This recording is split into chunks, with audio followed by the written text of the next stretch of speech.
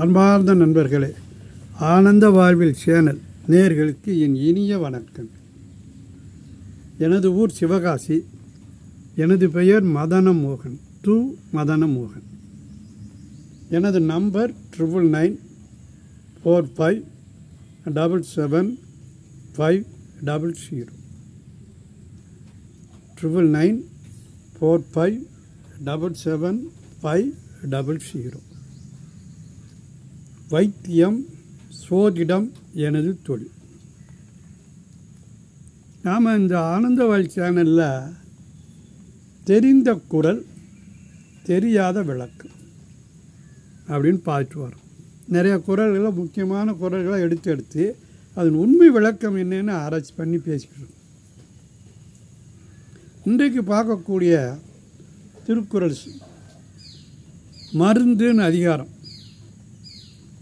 95, அதிகார வரிசை எண் 95, மருந்துன்னு அதிகாரம் தலைப்பு.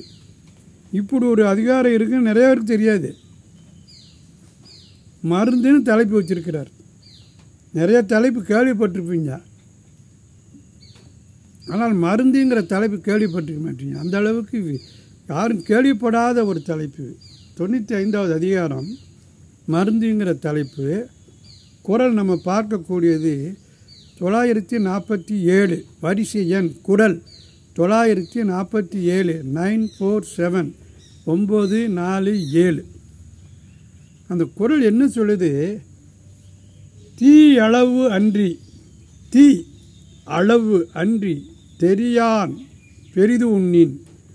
தீ அளவு அன்றி தெரியான் பெரிது உண்ணின், நோய் அளவு இன்றிப்படும்.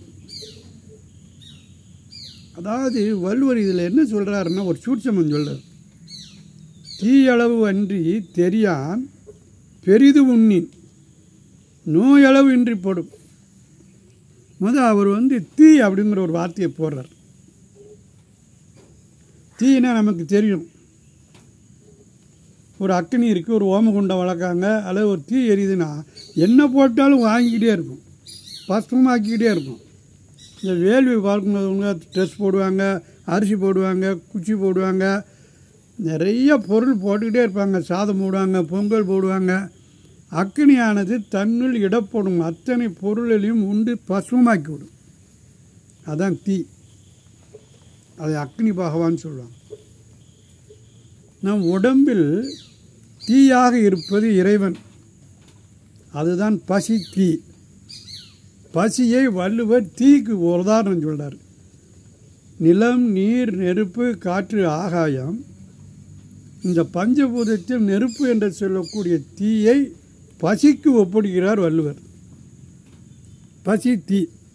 ஒருவனுக்கு ஐயா வயிறு எரியுதுயா, சோறு போடுங்கய்யா, பசிக்குதும்பா. உள்ள கனல் எரியும், சடாக்கனின்னு பேர். அங்கே ஒரு அடுப்பு இருக்குது வயிற்றில், அந்த அக்னி எரியுது, சோறு வேணும்னு கேட்பாங்க. அப்போ ஒரு மனிதனின் பசியை தெரிந்து கொள்ள ஒரு அளவுகோல் தீ. அதான் பசி, தீ. அதான் பசித்து பூசின்னு அவை சொன்னான். ஒரு மனிதன் தான் சாப்பிடுவதற்கு எந்த அளவுகோல்னா பசி. அந்த பசியினுடைய தீ அளவு தெரியணும். நீங்களாட்டு போட்டு தீ சாப்பிட்டோம் மொங்குன்னு போட்டு வயிற்றை போட்டு நெருக்கக்கூடாது. அதான் தெரியான் பெரிது உண்ணினார். பசியினுடைய தீ அளவு தெரியாமல் மங்குன்னு சாப்பிட்டான்னா, இப்போ கல்யாண வீட்டுக்கு போகிறோம், இங்கே வரைக்கும் சாப்பிடுவாங்க. மாப்பிள்ள சாப்பாடு ரொம்ப டாப், ஒரு பிடி பிடிச்சிட்டேம்பா. அப்போ இங்கே வரைக்கும் சாப்பிட்றது பெரிது உண்ணின். தீயோட அளவு தெரியாமல் சாப்பிட்றது. சாப்பிட்டால் நோய் அளவு இன்றி போடும். நோய் எந்த அளவுக்கு இருக்குன்னே தெரியாதா, அந்த மாதிரி நோய்க்கு உள்ளாகிடுவானா. அதான் சொல்லுவாங்க, பசி சாப்பிடணும், பசியோடு எந்திரிக்கணும். புரியுதா? அகோரமாக பசிக்கணும், சாப்பிடணும். சாப்பிட்டு எந்திரிக்கும் போது கொஞ்சம் பசி இருக்கணும்.